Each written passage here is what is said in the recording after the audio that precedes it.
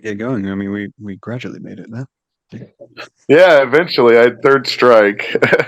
I used to do these a Third time. lot with my old channel. I had a little comics channel on YouTube, Yeah. and I used to do these a lot, but then I stopped doing it. Or well, they took it down. So Oh, did it? yeah, so I think it was Alan Moore's book on pornography because I would show books, and then I think that had some porn in it, and they're like, "You're gone." Yeah, I'll So I'll wait for the day when they take me down. Uh,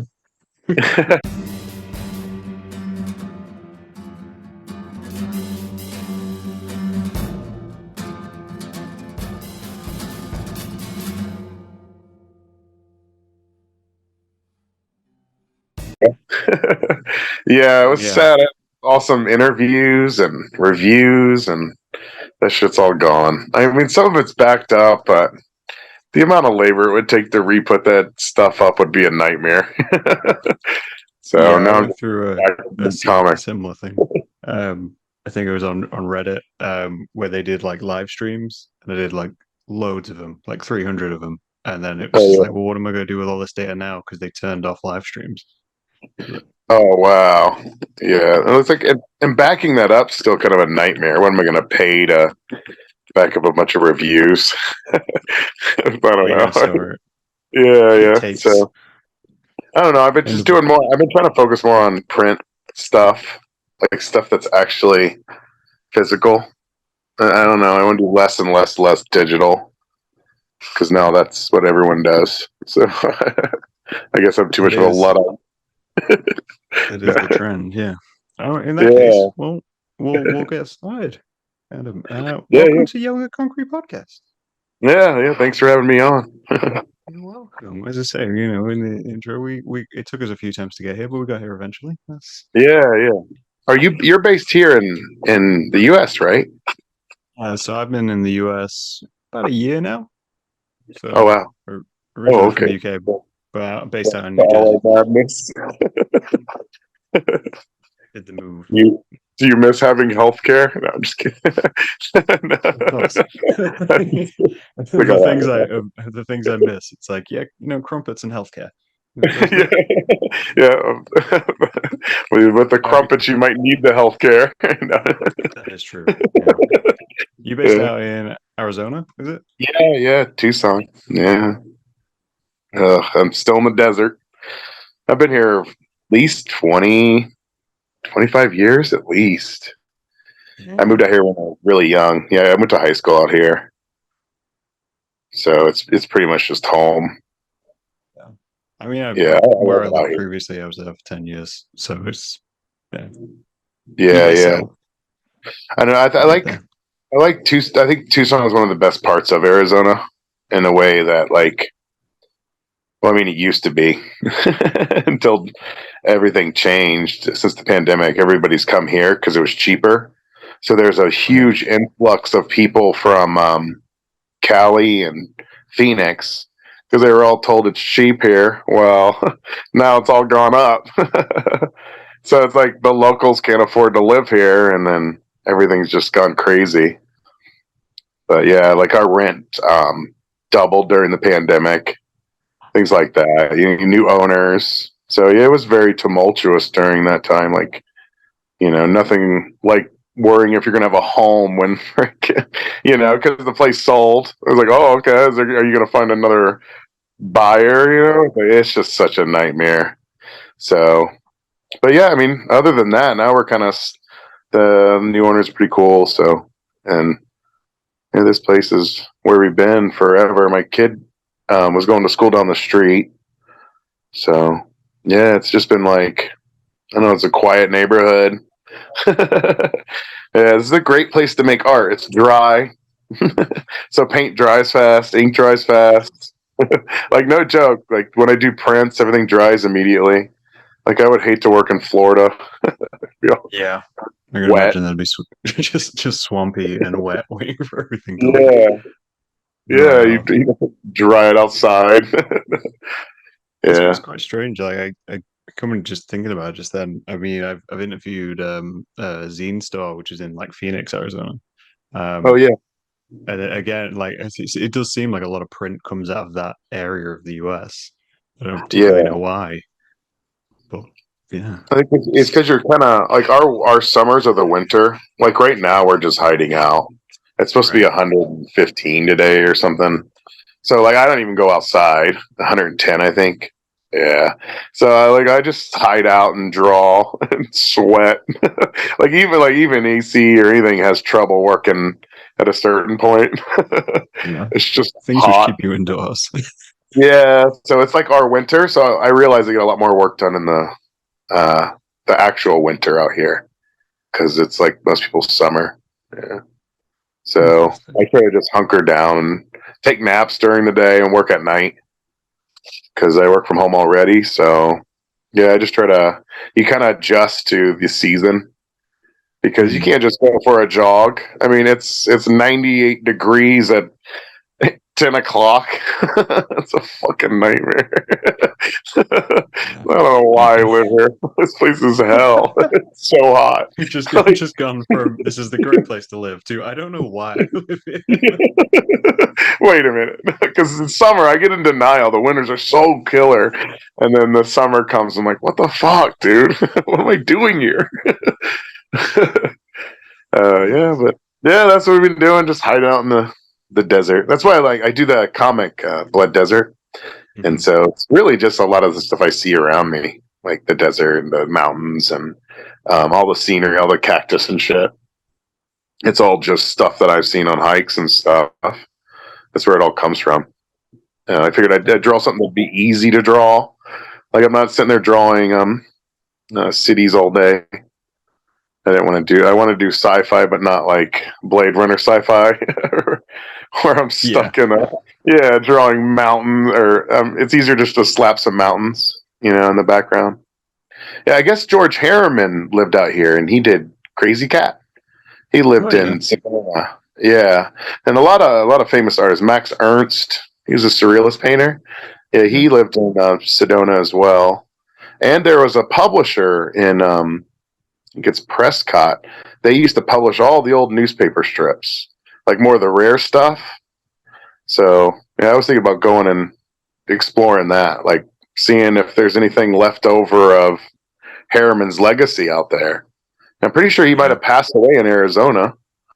So, and then you never know. There could be a warehouse full of those old publishers. That it was literally a publisher in a small town, and they did mass publishing, like for reprints of like old Dick Tracy's and shit. Yeah. So yeah, that's what I've been thinking about doing this next year is kind of make pilgrimages out there, go up to Flagstaff, and then check those places out to see if there's any remnants of their history in publishing. I think it'd be cool. You never know. You find a treasure trove of newspaper strips nobody wants. You want to start to get into like storage wars of doing that kind of stuff of just going to those places Yeah, and yeah. buying units. Like, oh, you never know, they might have like had a Nobody house cares clearance and about get that some. stuff. Yeah. Yeah, George Harriman's wife's or her kids are probably still living up there. It's all probably public record. It'd be easy to find out where he used to live and stuff. Yeah. So I figured it'd be cool to maybe see his old house. Just little weird like comics pilgrimages. I don't know. The kids are getting older, so I can get out of the house now. You're gonna drag them along with you. Yeah, Make yeah, like do like Scooby Doo style and just like grow a van and just like your kids and go explore yeah, weird niche publishing houses. yeah. That's what I was thinking about. That's probably what me and my wife are going to end up doing once the kids move out. Like maybe do conventions and then just like explore. I know I'd really like to see the museum, and I think there's a museum in Cleveland Mhm. for the cartoonist museum or something, and you can go look at pages there. I don't know. I think that'd be cool. But yeah. I think we should start off with like a simple-ish question though, which is who are you? And for people listening. Oh, I guess I'm a dad. No, I'm an artist and I guess self-publisher, comic book artist, painter, Mhm. printer. I like doing short, small run artisanal printing. I guess it would be called. Like I worked with Risograph for a while. I work with home Risograph kits. I'm a sticker artist. I just do a million different things, but the comics is what I do steadily full time, like the series Blood Desert. I'm also known for a series called One Last Day. It's an underground comic where the character died at the end of every on every page. So in some strange way, for 139 pages of single page strips, I did that for about 20 years, and then I also did a sci-fi series for called World of Nonks, and it's like kind of like Smurfs fight robots.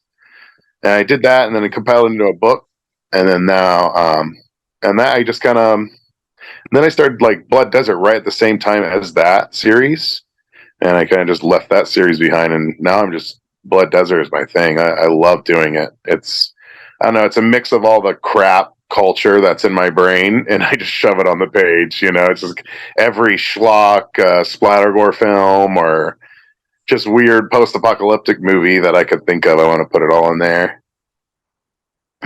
Like the ultra violence of American cinema. I want to put that in there, and like you know, like like jokes, like dirty jokes. Like there's a lot of weird, dirty jokes in it, like shit like that. You know, there's no, um, I don't know, like there's no type in it. There's no, there's very few dialogue balloons. It's Mm. mostly the main character grunts or the other people in the story talk around him. So most of his journey is so I started the main character out as like this just random clone for an Amazon delivery company, kind of, and then those clones go insane, and then they have to nuke all the cities with those clones in it, and then that's when he escapes, and there's one left essentially of these clones roaming the desert here where they were originally made, and he goes and faces his creator. It's a whole epic story of this one dude, but he develops as a kind of like a child. He starts out as like this child, and then he ends up growing a beard. He ends up losing body parts, and like he and he slowly learns to talk. So he doesn't speak throughout the first couple books, like the first I'd Mm. say 10 in the series, and now he's using speech, small words, like he curses and grunts a lot. But when in the first 10 books, he just grunted. So I wanted to do a series where the character develops as you read it. Like he ages in the book, but he ages weirdly. Like he's like 200 years old. You're like, wow, is he still? Yeah. So he like ages, but he ages at an extremely slow rate. So that's why the beard, he had like 100 years. So I think like by like issue 50, he has a black beard now. I'll probably make it gray. So like, and then I'll make him older. I kind of want to make him old, and then I have an ending for the series. So the way I look at Blood Desert is more of like manga. Okay, I yeah. want to be. I know it sounds egotistical, but I want to be considered the first American manga artist. But where I don't really do the manga style, but I just completely adopted what they do there. Where you like how Dragon Ball has 1 through 80, and you read the whole series and it's this whole epic tale. I'm doing the same exact thing with Blood Desert, to where each issue is short stories or part of this whole epic world, like Dragon Ball is, and it's world building, it's all that, continual story. Um, every issue is a different story or short stories related to the same world, and then you get introduced to all the characters surrounding the main character. It's pretty much how they used to do old cartoons or like old Yeah, I was just thinking television. that. Yeah, Mm-hmm. like it's like I don't think it's egotistical to say like that's a one. I think that's a good goal to kind of have. Like to be honest, I'm Yeah. surprised you have an ending in mind Oh yeah, I know because exactly. I could tell you right now and ruin everything. No, but no, I know, no, but I know exactly how he's going to end, and there's like a little small, tiny gag that I've been putting in maybe like every 3 books, and that tiny gag will end up being the end because you know what I mean. Like it coalesced to this final ending, and I don't know if that ending is going to be at 50 books or 100 books. I'm at 30 right now. So I'm at this stage where I don't know what to do with the series. I feel like I have a lot more stories to tell. Like they're getting ready to build an airplane and like do crazy shit with that. Like because it's post apocalyptic, so they're all starting from the ground up. Like in the later issues, they rob a train. There's a cult of pig Satanists. They're mutant pig Satanists, and they run around, and that's one of his mortal enemies. And there's also lepers that sew their body parts back together because they're rotting, and those are some of his enemies. And then there's pus people that are all covered in boils from the nuclear bombs that hit. And so these are all these little characters in that. And then he also meets people that that live in the desert. Like he meets a couple, and he helps them get their kid back. And there's so many of these little sub stories as you follow him progress through this whole world. And I never thought I could actually build something like this big. Like, you know what I mean? I do tend to lean on some of my other stories that I told in One Last Day to create the new stories in this in a way, because I already worked those out in comics form, so I can kind of expand on those ideas that I did in those earlier books. But yeah, Blood Desert's just become, now I feel like it creates itself. Like he wants to do his thing. I gave him a name. I gave him a name in issue 30. So the whole time you're reading it, you don't even know this dude's name. And then by You don't issue need 30, and now you do. Yeah, you don't. And then once you do, you're like, oh, that's cool. Finally. And it's to. his spiritual journey to find his name. Realize that's his book. That book is his journey to figure out who he is in a way. I like that idea, putting elements like that. Yeah, it's just something now I've just become obsessed with, seeing where he goes. I gave him a junkyard as his home base. And that lady just fell into that. I had these fly creatures he was fighting, and they just dumped him in the junkyard in one of the books. And I was like, oh, I should.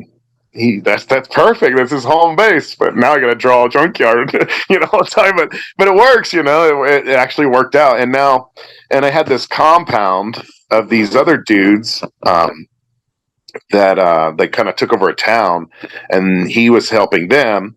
And in the later books, they become more. I just call it the compound, where one of the guys is a stand-up comic, which is silly, but he goes there and parties with them, and then they become more relevant in the later issues as well, because there's a mechanic there, and I'm gonna give him a motorcycle.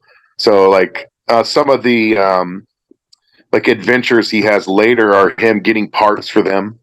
That's how I feel like it would be. It wouldn't be like the apocalypse wouldn't be all great. It'd be grim and weird, but it would be like, you need parts for your motorcycle. Can you get parts for my plane I'm building? You might have them. So he goes to his place and brings parts back. But shit happens while he's on that trail. So that's how I write stories now. Yeah, it's more he's doing things, and it just happens to him rather than he causes them to happen. Yeah, Interesting. like a video game. Yeah, well, I was thinking it actually reminds me of role play games like D&D, Mm-hmm. where it's there's a standard story within it, but for the most part it's organically developing as it goes through, and things will become relevant or not become relevant as you go along. Yeah, exactly. Some stuff writes itself. I like the idea, when you play a Zelda or a Grand Theft, you can kind of run around and make things happen, and things are going to happen. And that's kind of what I want him to be, the third person comic book, where you kind of just follow him go through this, and then stuff happens as you read the books. So you are learning about him just as you would learn in a video game about the character you're playing. You're, oh, okay, well, he has a beard. Why does he have a beard in these, but he doesn't have them in this? So it makes you automatically want to go back and go, oh, well, let me find out what that's about. And it's nothing. He just grows a beard. Because I got sick of drawing him, a certain way. But I mean, it adds layers to the story. It adds more, and then the characters. I help out a comic shop here in town, and he said something extremely insightful. I've been reading comics for like 40 years, and I never thought of this. He goes, all the best comic books are can be judged by their villains, which is this is one of the most simplest ideas. Like he said, think about it. He's like Flash, really cool, crazy villains. Batman, all his awesome villains. Spider-Man has awesome villains. He has the Sinister Six. Batman has the Rogues Gallery, Joker, Penguin. All these, they all have personalities of their own. They're all wild and cartoonish. Where Batman's the straight man. So like all these, I never realized that like all these guys are only as cool. That's why like Superman's all right, but he's not as cool as Batman because he just doesn't have the level or depth of evil he has to face on a daily basis. I guess that really intrigued me. It's like, oh, and that's kind of how I've treated Blood Desert, where the cast of characters around him are just as important as he is in a way. Where, but they are just filler for his journey. So it's kind of it's reminding me of I guess kind of like Mad Max in the sense of like you don't really know much about his main role until you're introduced, and then you're like, oh, here's the rest of the world. There's these and you're still characters. After watching all those movies, you're still ambiguous who he is, really. It's because none of us really knows what happens after that first movie. Because he goes all the way from regular cop kind of to madman, like, so like none of us saw that journey. Like, so that's what I was saying. I always like to see that journey where the guy becomes like, the metal warrior instead of they always just appear. Yeah. See, they just appear awesome. Like, oh, how'd that happen? It's that fear that one day they'll turn around and be like, oh, we're gonna do like a Mad Max prequel, and we're gonna do that in between journey. I'm like, don't do it. Just leave it ambiguous. Nobody cares. No, yeah, that's what makes it good is not knowing. Yeah, you can make it up yourself. Yeah, it's like I think that's really well done with like Coen Brothers films where they just introduce a character and they don't explain them. Just like, this guy just exists. Yeah, I think that's been lost in comics where you don't, and even in kind of television in that way, where you just don't have that the character or world building like you used to. Now it's more just filler. Let's do a 3-minute close up on somebody's face. It's like, it worked for Kubrick. It's not going to work for you. No, I'm just kidding. It's because he was Kubrick. Slow pan. Damn it. What are you doing? Yeah. Slow pan and a dramatic drone, like overtone track, and that's the whole film. Everything they're putting into it. Yeah. So what would be some of your favorite movies or cinema, would you say? Like, have you watched any that you enjoyed?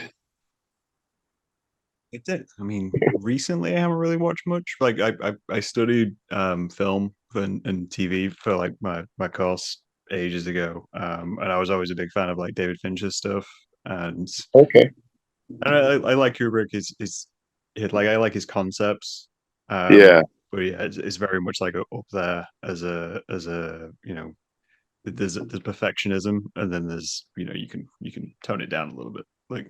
Right. Yeah. It becomes sterile if it's too. Yeah. But then at the same time, I love anything stop motion and animation. Like my favorite film of all time is Who Framed Roger Rabbit. So. Oh wow. Yeah, that's funny. I just made the point recently to my kid that like that new Flash movie. I haven't seen it, but from what I've seen now, like I don't know, like Roger Rabbit looked better than that. Like they're more Roger Rabbit than Roger Rabbit was. Like modern movies are more animation than real. Yeah. Do you know what I mean? Like that to me is before it, like even Roger Rabbit was like kind of like looked down upon in a way for doing that in a way, like, oh well, they're mixing, this is an amazing way they did it, but it was always kind of looked, and it hasn't been done since really, that it's Cool World or whatever, like where you mix that animation and real life and it's cut and dry between the two. Like, oh, I know that's a cartoon character because he's walking across the street and he looks like a cartoon character. Well, now all the actors are just cartoon characters. Like, no one's seen that it's all just CGI, like his whole suit. So really it's his face that is the character. It's beyond ridiculous. Imagine if you had full blown like Roger Rabbit, but just like the guy's face. Like that's where we're at. Like it's pretty horrifying vision. It's what it is. It's insane.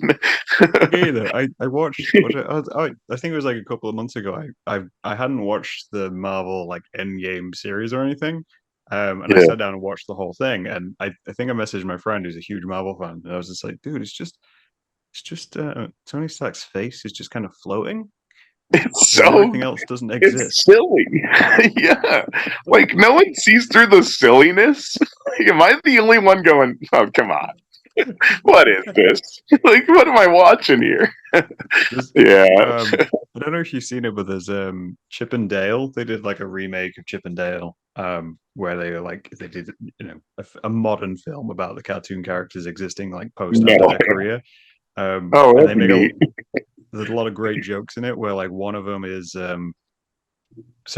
between Chip and Dale, one of them goes 3D and gets like Oh, the okay. work done, the plastic surgery to be a 3D animated character, and the other one stays 2D.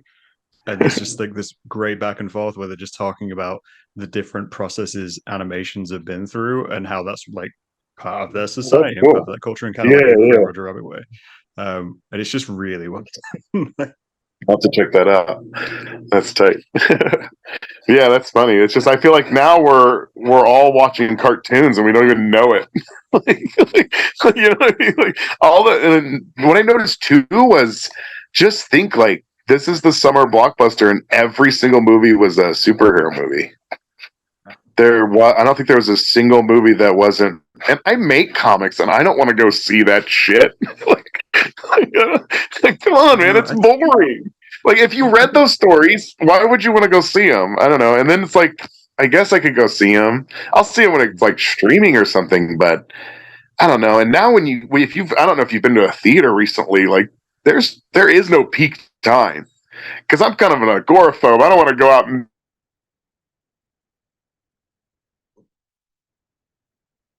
I lost your audio, Adam. You may have muted, or you may have disappeared. Can you hear me, Adam? yeah, I can still hear you Oh, you there. back I now. think Okay, it's there we go. yeah, yeah. Yeah, so I was saying is like in movie theaters, when you would go on opening day, you wouldn't be able to find a seat. And now you can yeah, it's it's pretty sad. We can go to an empty theater. How are they staying open? And like it's like, well, it's obvious the superhero experiment didn't work. Like make a horror movie or something. I don't know. Like it's so wild. Like That's a to be honest though, that's a problem I have with horror films. Like I have enough trouble suspending disbelief with horror films anyway. And then I Mhm. go now, and like you say, because you're very aware it's all 3D and like CG stuff, my Well, brain just right, clicks yeah. up and goes like, "There's nothing to be afraid of here." It's like some guy on a green Oh, screen. yeah, that makes sense. Yeah, yeah. I Yeah. don't think I watch horror movies to be afraid though anymore. I watch No. them to. I don't know. I think I watch them to see. I guess how far they go.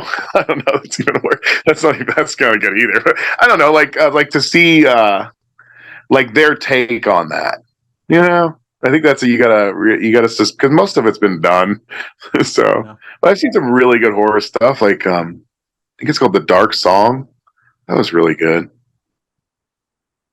It's Is it called? about it was a British movie. It was really good. But that was neat. It's she's like does magic and meets her guardian angel. It's freaking crazy. Yeah, the lady hires some dude to teach her the spells, essentially to do her medic magic, and she goes through all these horrible trials. He tortures this girl into pretty much showing her how to do these spells to meet her guardian angel, and she does. The fucking movie's beautiful, man, and you could tell it was done on a kind of a low budget and stuff like that. Like that, that's the stuff that inspires me now. Is like cinema that takes a new angle. Like I really like cult stuff. Like there hasn't been enough cult like cool like people in cloaks. There was a good movement in the 70s of it, you know what I mean? But no one's really explored that, like some really good like satanic imagery. And for a while there's a whole bunch of movies like that, like Last Shift, and there's some really great cult um like creepy cult movies, and I like that. That like I like when cinema goes through phases. Like when Japan they did splatter gore for a while. Like their horror was all splatter gore. I have all those movies, and it's like I don't even like the splatter gore doesn't shock me. It's kind of silly, but I like seeing the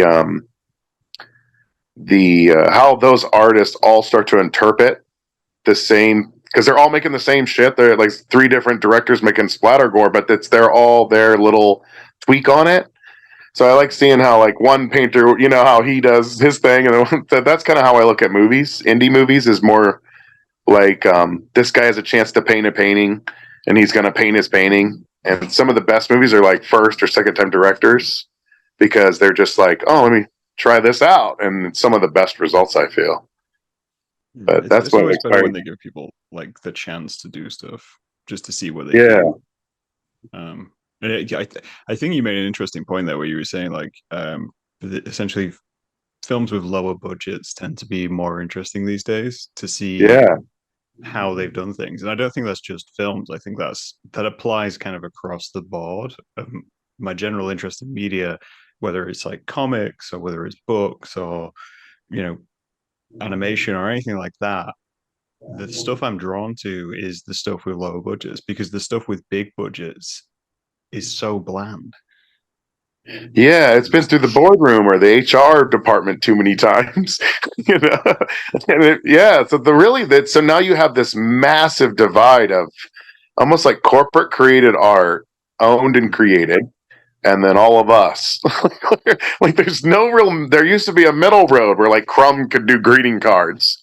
Do you see what I'm saying? Like there could be inroads for artists like me to get into these things where now it's more, well, you might get an adult sim deal. But where that, you know, if you're lucky, that would be it. But like now the transgressive stuff is being completely ignored. Where it used to be co-opted. Like I think they're stopping the co-opting. They're just settling on remaking shit and remaking the properties they have now. Another thing Yeah, I've noticed in cinema that's really I find kind of troublesome is I'm sure this is it's my stupid conspiracy, but I've noticed that I watched a Punisher or not Punisher, a Predator movie. I think it was on Hulu, and it was called Predator. So they I didn't know they remade Predator. Did you? I So mean, I was aware of it, but like, they remade it, and it was just a completely different movie, but with the exact same title. Now, why would a studio want to do that? You know why? Because let's say the original Predator movie has some really good deals on royalties or Arnold gets a fat check every time those movies are played on streaming services. Well, couldn't we pay a bunch of our own actors, make a shitty version of Predator? So when some dummy clicks it, he just thinks, oh, it's just the Predator movie. And then they watch it. And if you go by generational, like with cults, you know, like the second generation in the cult doesn't know any better. So they're already fully, you know, the parents might question it, but the kids won't. I think that's what the media is doing, where it's like, well, why would I watch the original Evil Dead movies if there's already Evil Dead, yeah, you know, in another Evil Dead? Like, it's mind blowing. I couldn't figure out why are they all doing this, and it has to do money. I think it has to do with they don't want to keep those old contracts. They don't want to have to deal with sending the checks and dealing with the royalties and all that. So we can cut all these people out, give all the new actors shitty deals, and then we take all the royalties. So then when people click Evil Dead, they click our new version of the Evil Dead instead of the old version of the Evil Dead. some of the reason they That's the only like thing I can think of. I mean, so I was reading recently, kind of about Disney's IPs essentially, and Yeah, some of the reason they do like they've had a big push to do live action versions of all their animated films, and like you say, like this makes no sense. People love the animated films; they still make money on yeah, the animated films, and it's literally there's like a royalty law where if they don't use the IP, it becomes public domain. yeah. Like with So Watchmen, has yeah, that. like Yeah, it's that kind of thing of so if they make a crappy Predator film, they put it out, they still retain Predator, and they don't have to worry about anyone right. else It's coming along about and like, oh, ownership well, we can take too. it. I think it's also about ownership, that now they can take this property that was once owned by some dude like me and go, whoa, that's not your predator, that's our predator. Do you see what I mean? Like it's kind of gross and shitty. Like it's really bad, and everyone's just cool with it. It's just happening out from under all the artists, and nobody, I think, is realizing what because everyone complains about the remakes, but no one really looks at why they're doing it. What does the studio benefit from having 12 different versions of Spider-Man? Because so then that's each studio's version, they cash in on that click. I think it's because of streaming. So now that's why you have all these remakes, is because now we can dump this new Evil Dead, new Predator, new whatever, and dump it on streaming, and people will click those versions instead of bothering going looking for I'll just watch this stupid movie. You know what I mean? It's that click culture where from like the former SEO of it, like the search engine stuff of like if you like even if you make a Predator film which isn't Predator like content based at all, like it's just completely like you say, a completely different film. If you search Predator, you're going to get the most recent result. Yeah. And it'll be like, oh, this is your, this is your romantic comedy. 2019. Oh, this must be. Oh, that would be the Miramax story then. No, that's horrible. You can cut that. But yeah, you know what I'm saying though. It's troublesome. We know about they do all the skeezy shit we know about, but that's the shit that's behind the board when that makes them money and keeps those IPs locked in. It's underhand, it's dirty. It's like it's not, and nothing's changed. It's kind of, I don't know, it's but crazy as well. Like the laws can't keep up to like protect IPs either. No. So things just kind of get made and changed, and we've been seeing this like a lot recently with just everything kicking off, and like say the whole other thing. And I actually think it's interesting to look at it in like comparison to early Hollywood and how those studios set up all of these like massive walls to prevent anyone else who didn't have a studio from getting a film into a cinema. Right. And they had to break that and then get into like the 70s and 80s, and like VHS broke that. And they were so against VHS. Because just like they are streaming, and then now look at them. They love it. It's wild. Yeah, but I think it's not helping them. Like streaming's bad for them, and they don't realize it. And you see all the media companies dying, like they're all falling off the wayside. Everyone's getting, absorbed. So you have all these conglomerates just fighting to stay alive. And then, so what happens? You'll have 3 channels, Disney, like nobody wants that. So I think this is a good time to be like a punk artist, like to make your own shit, put it out and push your own thing out there, because people are going to find it, because they just get so sick of the cartoon drivel that's being pumped in the pop culture media. I think that's why you're seeing all these killer films and movies and stuff coming out. It's because they're finally sick of it. Yeah. Yeah, like you say, it kind of goes in cycles. And I mean, that was kind of the rebellion of like punk and underground comics to begin with, wasn't it? It was like, oh, well, we're fed with the mass media empire. Yeah. What do I want to make? Well, I want to make a comic about turtles in the underground. I'm going to go do that. And then exactly. I think where that thought takes me. The scariest thing would be I think I mentioned this before, was is artificial intelligence. I think that's what we were supposed to talk about, but leading into that, I feel like AI is the perfect weapon for the corporation in a way. Like it's the perfect tool to finally eliminate the people who do this kind of work, the work of creativity. It's always been a thorn in their side, whether it be creating logos, creating, designs for their machines. I mean, they've always had to pay people for this thing, but now in a few years, you won't have to. So you'll have a whole subclass of creatives and professionals that are going to be phased out. It's happening in comics. There's already people using AI art to create comic covers. So, I mean, and if you've ever been to a convention, when Photoshop came, everyone was doing prints and selling that shit, all the illegal IP. So now, you've got an illegal IP generator. So now imagine what happens when IP artists hit the convention scene. So you're just going to have such a muddying of the water of, oh, well, who made their bones and who just borrowed them? Like, or, who is, you know, capitalizing once again on the backs of Kirby and all these poor artists.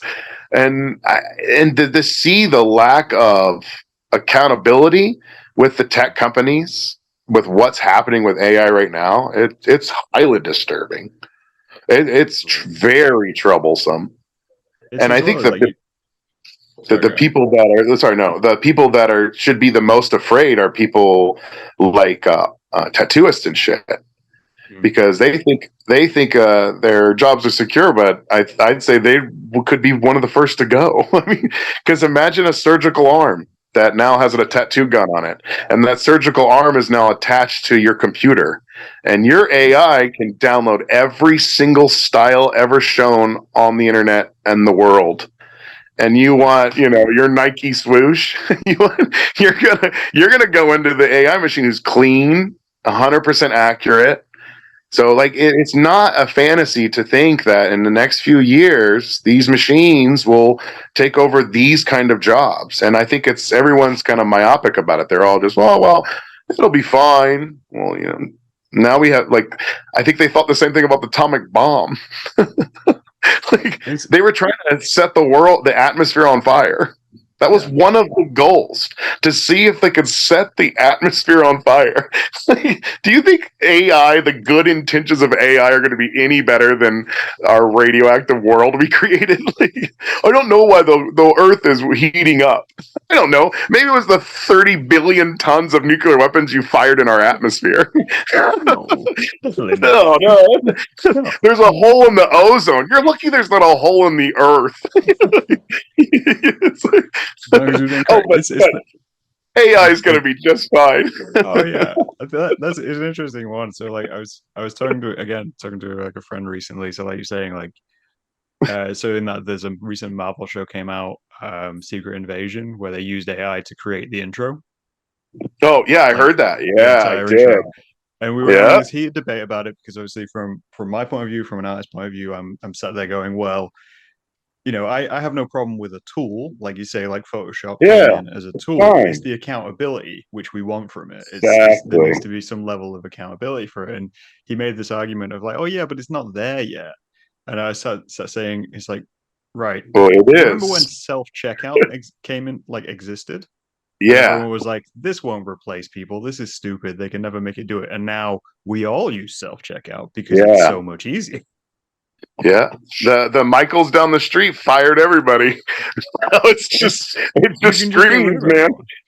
And it's So it's you it's think very much know like you're in two safe? You better years. start getting in the That's the thing. Like streets. I mean, in 2 years, I can easily see like a film script being entirely AI mhm. written and then like an animation brought out, which is entirely AI animated. Like it's not Well, I that hard feel to believe. I've really been I really embraced the internet, social media as a tool, as an artist, and since I've been using it, since pretty much the internet started, there's really nothing good that the internet has created in a way. It was really, when you first look at the way the hippies looked at it, it was supposed to be this tool for communication. And that is one of the best things that's come for me, is I can talk to artists in France right now. I talk to South Korean guys, and make stickers with them, things like that. That's fascinating to me. And that's what the internet should have been pushed as, this world building, one community device. And when corporations got a hold of it, they just completely twisted it into this horrible thing. Like, there's no redeeming factors for AI. And AI has created what? Cheaters with Chat GPT. It's created art thieves, IP thieves, copyright thieves. And it's like, so, and then there's going to be so much more. It's going to create problems. And now people want you to use it as a lawyer. Have you gotten those commercials? Yeah. Have you seen those? Yeah, Lawyer and yeah. I'm going to use healthcare. an AI lawyer. What the fuck? Like, okay, so when is my AI doctor going to come in and diagnose me? Like, it's not far off. So, like, what happens when you got people using ChatGPT to become doctors? Mhm. Like, people don't think stuff like that. Like, this is a highly kind of lethal thing that we're releasing into the ether. And we didn't really have any checks on, like, we didn't know what social media was going to do to people. Now we know, and we didn't know what you see. What I'm saying, like all the screen time and all that the phones were going to do to people, and now we kind of know. But everyone's still like, "Oh, fuck it, we keep going." I get the human urge to keep going and keep pushing forward, but to hear the tech guy in the lawyer, the AI lawyer commercial go, AI will rule us all one day. It's like, you're not helping. Wait a minute. That statement alone should be protested. Like they all say we that all too. Know it's coming. Like let's just accept it. Yeah, they all are just like, oh well, you might as well embrace your computer overlords. I don't know why you guys are all bitching. Yeah, don't fight it. I don't get it. I did a bit of like looking up because I was like, looking at this AI intro and thinking, like, I mean, even what you're saying, like tattoos and stuff like that, that already exists. You can get a 3D printed like arm tattoo or whatever, just not to like the scale you want. But I was kind of doing research on like what corporations are doing and what they're going to do. And like I was saying, like I think 2 years from now we'll see a film which will be entirely AI written, entirely AI animated. But this is actually, there is precedent for it as well with a corporation. I think it was like 2016 or whatever it was. There was an AI rapper which got signed to a record label. Oh wow! He was called like FN Mecca, and he was AI generated. His lyrics were all AI generated, and the voice was AI generated. And they signed him. He was the creation of someone, and they dropped him within like 3 months because the backlash against the basically a stereotype which he had become as an AI character was so bad. And it opened up all this conversation. Like we talk about IPs and we talk about like work and stuff being stolen. And it's like, well, at what point you necessarily stealing like culture, but also you're basing your culture on what's online, and online is so heavily skewed that you're actually like you're stealing identities, but you're only stealing the identities of things which get the most plays on the internet, which is cliches. Yes. So, yeah. Quick satisfaction. Now this, it's like it never goes away. It's a thing television's using, but no one's really studying the bridge between our minds going from the book, the TV, to the phone. Like the phone is now everyone's television. The phone is. I've been watching movies on the big screen now. It's like I forgot. Like I'll rewatch a movie that I saw on my. I didn't realize I watched it before bed or something. Watched on my phone. I'm like that movie kind of sucked. But then when I saw it on the big screen, well, this is beautiful. So there's a loss there that the artistic integrity is losing. So when you have corporations that just don't care and they don't want to care, I mean, what are we going to have? It's going to be digital mud.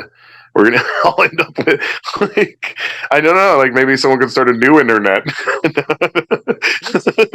I think it's gonna get to that point. Like I think it seems like a crazy thing to say because obviously we've only ever had one internet. Like we've only had one internet. We've only had like one way of consuming media in this way now for the last 20 years or so. I think I like it may be mildly optimistic of me to think about humanity in this way. And I'm a fairly cynical person to begin with, but it's like I think if we create such a beige environment of content, media, like you say, the mud of just culture and whatever corporations want to produce, humans will get bored. Yeah, that's what's happening. That's why my series is successful. I really think so. We get bored, but like the general public as well, the people who don't generally live in art, they're going to get bored and they're going to turn to stuff which is just away from that, which creates a second layer. Because okay, well, Internet 2 is great. It's just full of indie stuff. Right. Yeah. See, I think that's what's happening. And then Zuckerberg buys it and ruins it. Like and we do it again. We just did. It is. Yeah. It's pretty wild. But I don't know. I think but AI is one of the more disturbing things I'd say that I see, at least affecting the art world and just how readily it's being embraced. I mean, people don't even think like, I watch podcasts where they do AI voices in the super chats. That's fucking crazy, man. I mean, so that blurs the line where you could get anyone to say anything. So I could get the president to say anything tomorrow just by playing around on my computer. I mean, at that point, don't you just question everything you see online? I mean, how do you go buying? Okay, I believe that. Like, I truly, I don't believe much anything I see online unless it's. I mean, you really can't. Like, they could all be dead. All our world leaders could be dead, and we wouldn't even know it. They could just be running old footage and new AI chats.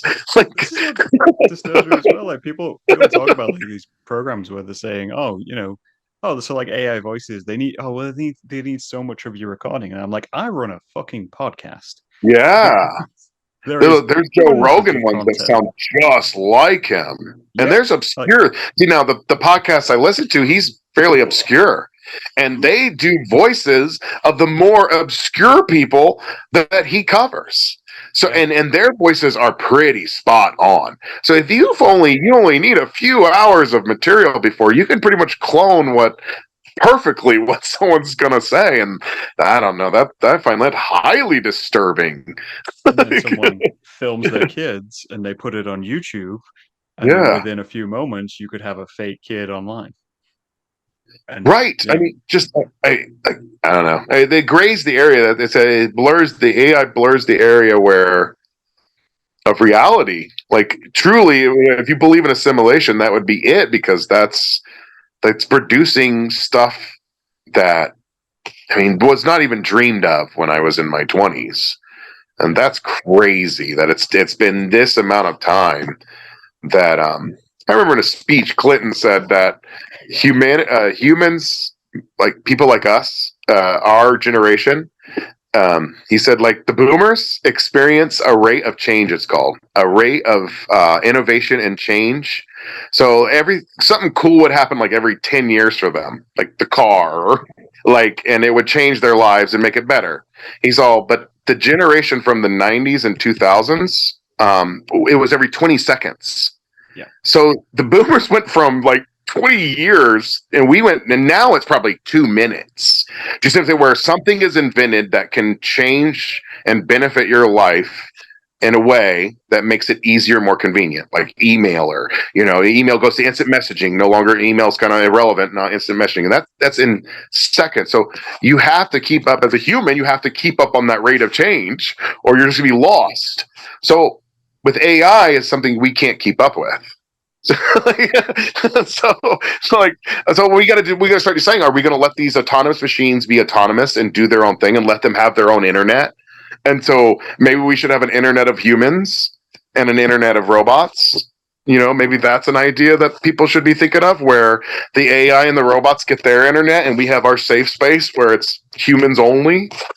Like, because You look get to at like real Twitter. segregation.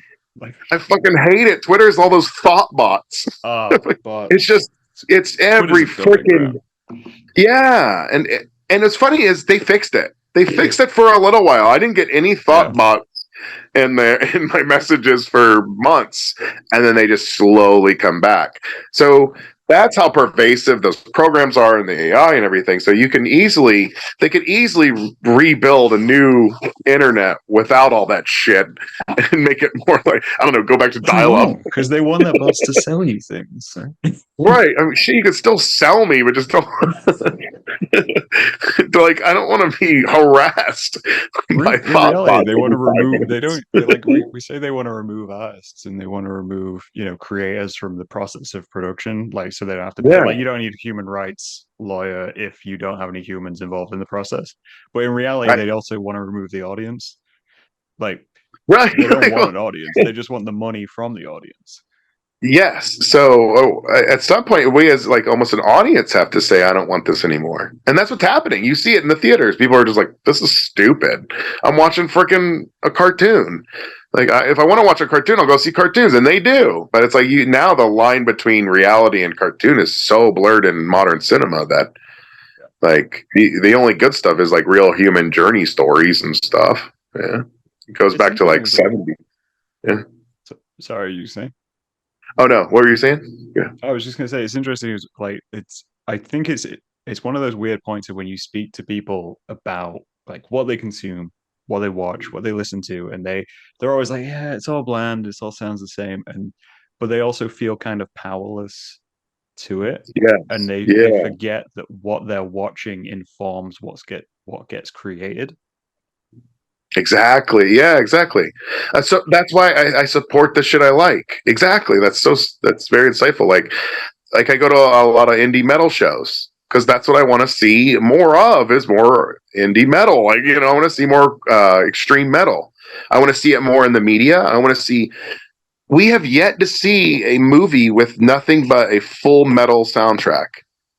Like every song, like a thrash song, a doom song, and a grindcore song, a black metal song, where the whole movie is nothing but metal.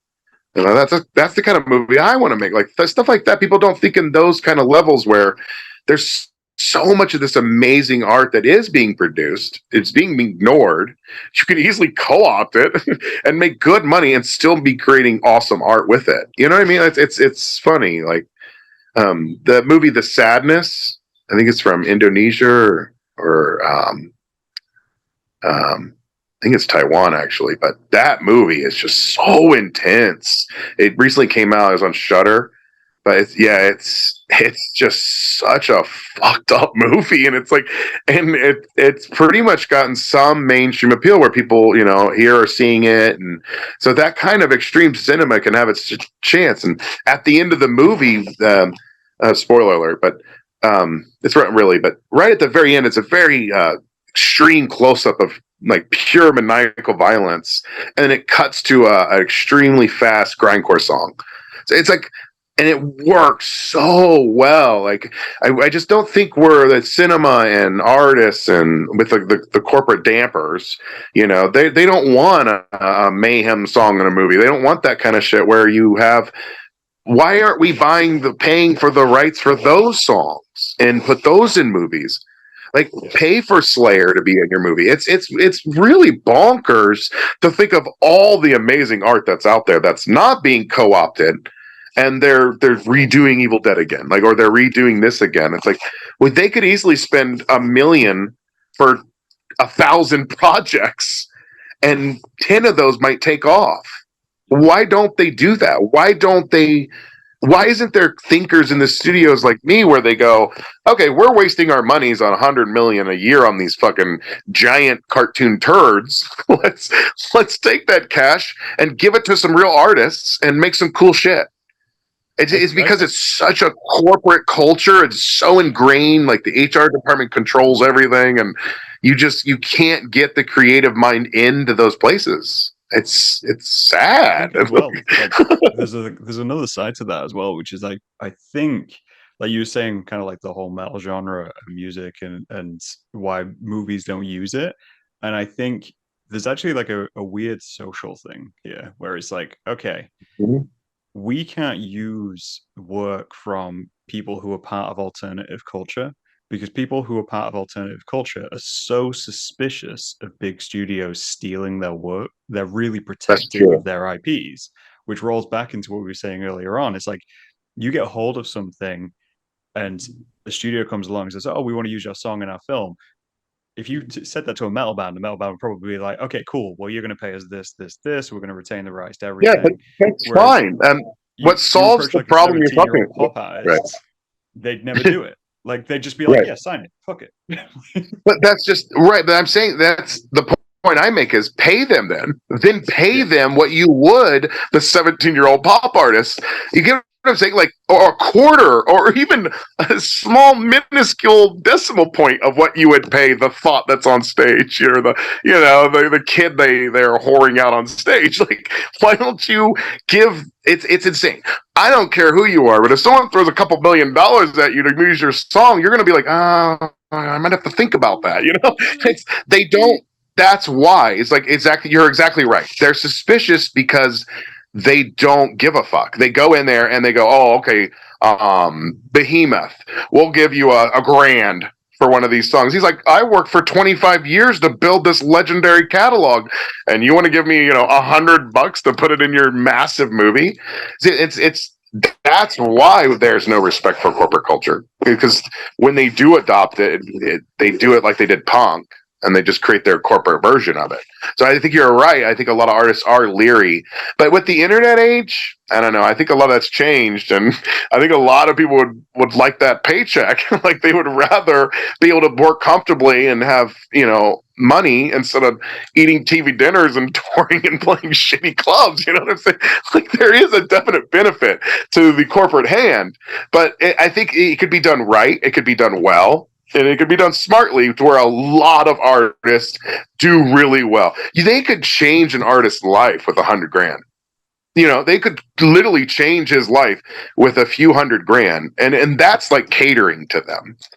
So you see what I'm saying? How come there's no like accountability in that way? Like there should be creative accountability. What are we wasting our money on? Why don't we pull that and find something that's like I could give you 20 directors tomorrow that I would give $100,000 to. Just like that.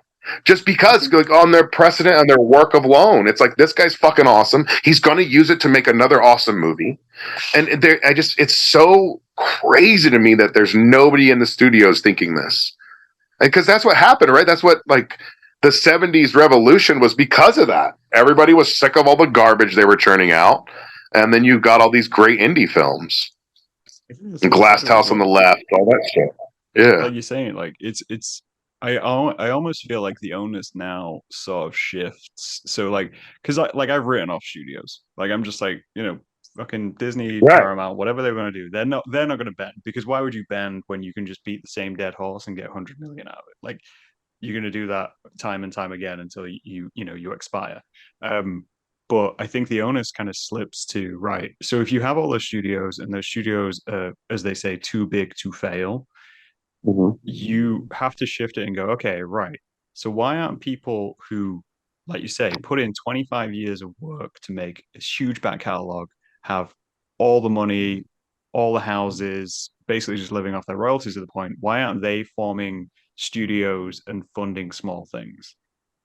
And it's right. It's the same token, yeah. Or actors could do it, and I know some actors do actually, like the Forrest Gump guy. Like the '70s as well was full of just like mystery benefactors. Like, yeah, I'll give you $2 million.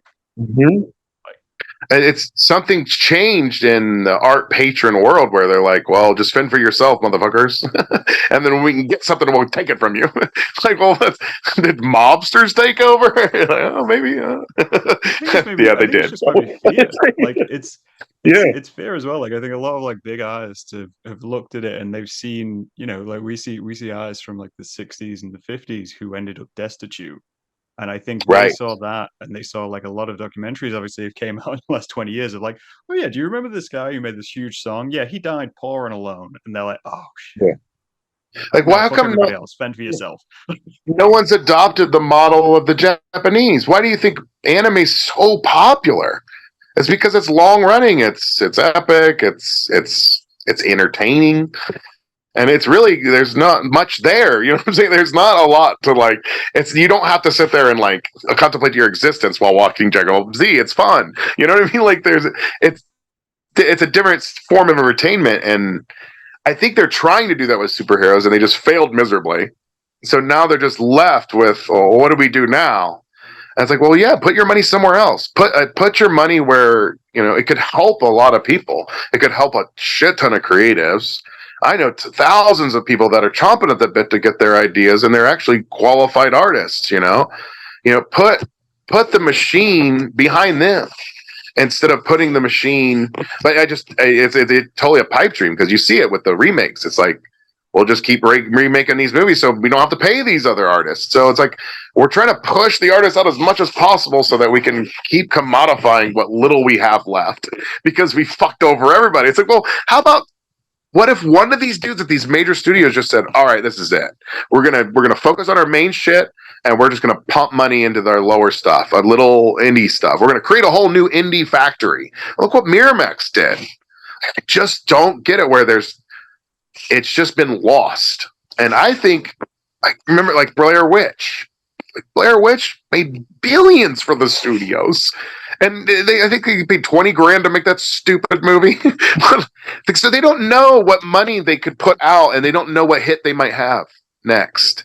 So that's what I'm saying. Your odds are better at the casino if he's playing a bunch of slots because they're doing different they're putting more eggs into the basket. It's this whole idea of putting all your money into one Flash movie and praying it makes it. That just seems ridiculous. Why wouldn't you want to just put like a million 10 ways? There's 10 million. That's not even close to what you're spending on that garbage. And you just made 10 movies. One of those has got to stick. Flood the theaters with them. Like, you know, there should be different movie. There should be 20 different movies playing in the theater, 30 or 40. You know, it should be, we should have a glut of choice in the theaters like we do on streaming. They could do that. Remember the old movie houses used to do 4 or 5 movies a day? Like the schlock films, like that's how Roger Corman got made.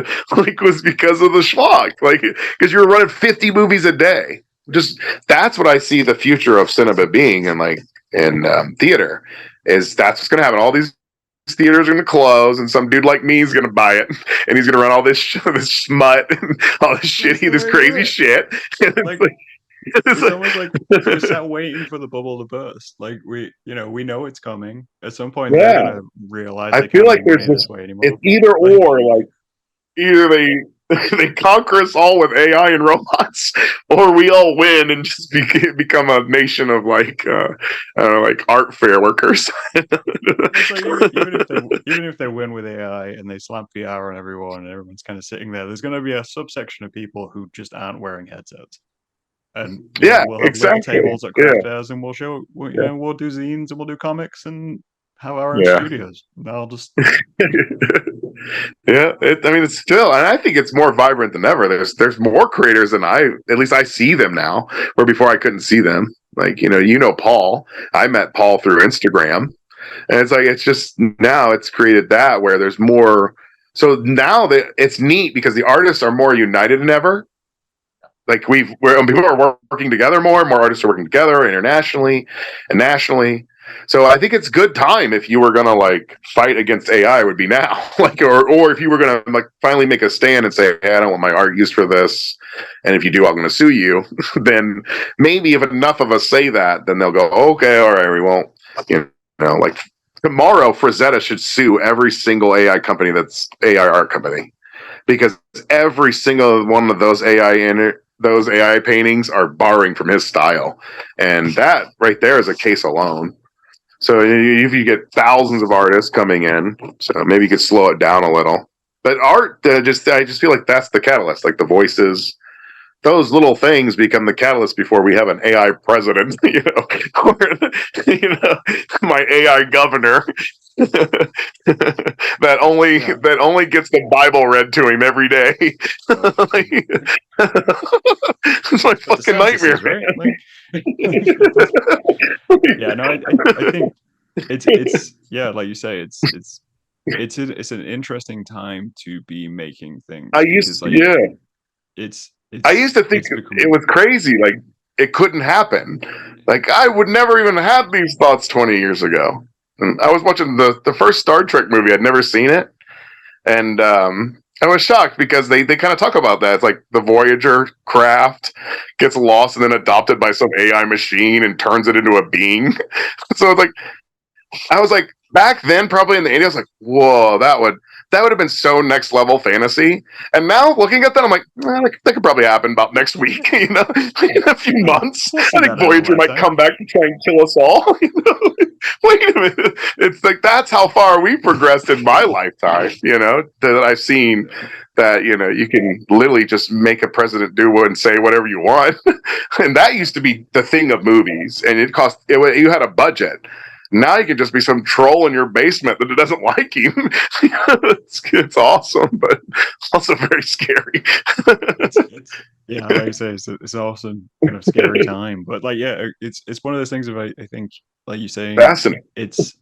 Artists are more kind of communicative with one another now. I almost feel like we got a little lazy and we got a little complacent because like, oh, social media, this is really going to help. Like this means I don't have to go staple posters to fucking telephone poles 20 weeks in the row. I can just put it all in one place, and then obviously corporations ruin that.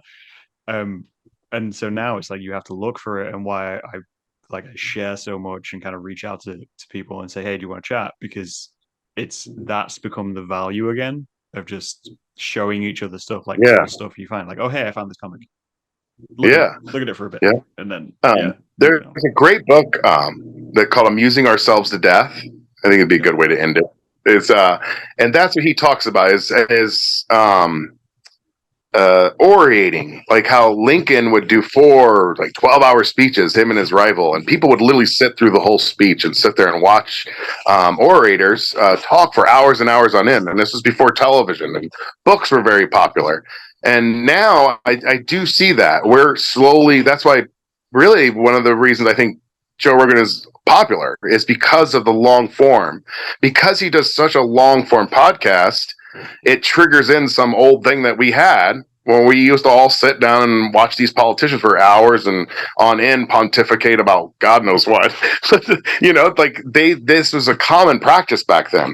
So and we've lost that, and TV took that away, went from the soundbite. And I think the podcast is the new radio that turned it back. So we're literally going backwards in our entertainment, and because podcasting is more of an older form of an entertainment in a way. You sit on your pulpit and you talk for 8 hours. Before you couldn't do that on television. You were stuck with an hour or two to say your point. And that's what his point was, that you can't trust anything on television in the book is because you're not getting you can't boil down a physics conversation in 30 minutes. He's saying a real conversation on something like that is going to take hours and hours to really get you to grasp the concept these guys trying to throw at you. And now you have that. So it's cool that's, but it's also the problem is now the dummies have it. I think he would have loved podcasting, the writer of that book, but he would have been sad because now it's all this stupid science that's being talked about for 9 hours. It's not how we can better each other as humans or what we could do as mankind. We're not what Abraham and Lincoln and all them were probably doing is pontificating about the future of the Union or whatever. These really bold statements, and they're talking about now we talk about flat Earth or whatever. So it's so the internet, we created this amazing. So now I think podcasts like yours, where people actually sit and talk about things that are important to them, are some of the more popular things right now because of that. Because you're triggering into this old way of orating and listening to someone go on for hours about their ideas, where and so that's, I think, the pushback. So things like podcasts and art and things like that are the pushback to this digital onslaught of brain numbing, constant swiping and just constant liking and all that shit. It becomes I got to sit down and listen to this dumb Jim Bro wax for 4 hours about this weird breathing machine he's jerking off to. You know what I mean? Right. I think that's why it's so we've created almost the nightmare scenario of that author where you instead of Carl Sagan, you have a dumb jock. Why can't we need to have Carl Sagan have a podcast or someone like that who can pontificate on really important things rather than on his next roid cycle or whatever. I think you're right. I think that brings us back to it rounds this out nicely as a chat, but I think it also brings it back to kind of what we were saying at the very beginning of the importance of like you're saying, the importance of sitting down and having that conversation, and the importance of physical things and creating and pushing back. Mm-hmm. Every act of pushing back is valuable, and I think exactly. It's where we're at. We went as far as we could with short form content. Now, I leave anti-war stickers anonymously all over town. You've got to find a way. You've got to find a way to get that message out. Yeah. I mean, it may be on their bong, but at least they see it. Everybody has spat in a beef burger and handed it to someone at some point. You got to rebel. Well, man, I had a great time talking to you. Food, Yeah, no shit. No shit. One more question before you run out. Are you okay? So it's final question, because I'm asking everybody is who should I talk to next? Oh, I thought about that a lot. I don't know. I don't know. I was thinking about it before the podcast. I was like, I don't know. I don't talk to many people. Paul maybe is the only guy I really talk to. I was trying to think. I wanted to do someone completely different. I don't know who. What type of guest do you usually talk to? I will talk to anybody. Is it pretty random? Because the guest picks the topic. I'm willing to talk to anyone. And like you could pick someone like quite big, and I will try to contact them. Or you can pick someone small, and then try to talk to them. But I'll talk about anything. I'll talk about ghosts, gardening, pizza, whatever. I don't know. Like I'd say there's one person I would want to interview just more as a joke in a way, or like there's a guy named Perry Caravello. Do you know who that is? No. Okay, well, he does a stream called Perry Caravello Live, and he's pretty much a lolcow, but he's like the first lolcow. He's the first guy that like people have been trolling this dude for like 3 decades. And I've always wanted to try and do an interview with just him. I always thought that would be fascinating. Him or Patrick Melton from Nobody Likes Onions. Because these are all people that talk about other people, but they don't talk much about themselves. Do you know what I mean? Like, I think Patrick Melton would be great because he does like 5-hour streams talking about complete and total nonsense. And like, but I don't know much about him as a person. I know he's married and he seems like he was a stand-up comic, and now he does like, I don't even know what you'd call them, like shithead streams on YouTube where he talks about other shithead podcasters and they're all kind of like angry and losers. Kevin Brennan's part of the group he's with. I don't know. They're kind of washed up New York comics, and Patrick kind of makes fun of all of them. So I don't know.